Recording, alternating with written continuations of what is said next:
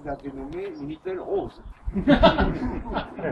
Et oui, messieurs, dont certains ici ont peut-être la nostalgie de cet ancêtre des sites vocaux Internet, je ne sais pas qui l'a, mais je pense que certains l'ont.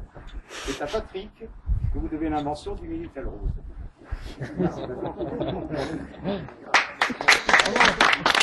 Merci.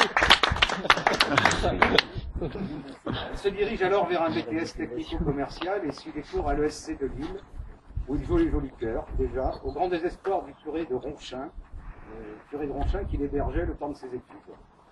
Revenu en région parisienne, il se marie à 23 ans, s'installe à Bougival, dans une maison délabrée qu'il retape entièrement de ses mains, et a 3 enfants de cette première union.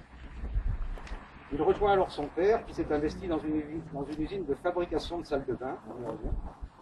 Il s'occupe des différents points de vente et des salons de l'habitat.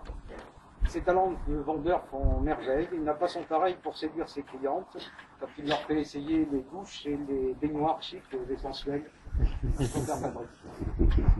Il s'installe alors à Montargis, développe une usine de fabrication de salles de bain de luxe et de meubles de cuisine qui comptera jusqu'à 19 salariés. Les salles de bain Chabanis deviennent une référence sur les salons, les boutiques et les showrooms de la région parisienne. Il rentre à la table de Montargis à 35 ans. En 2003, à la suite de son divorce, il rencontre Karine, qui travaille à Paris. Mais l'inadéquation entre la production haut de gamme et le marché plombe les résultats de son entreprise. Il essaye vainement de sauver en tentant de la faire reprendre par son personnel, en s'alliant à un fabricant de robinetterie de luxe. Il redevient alors directeur commercial. Devant l'aggravation de la situation, il quitte Montargis en 2006, s'installe à Arcachon où il possède une petite maison aux Adatiques.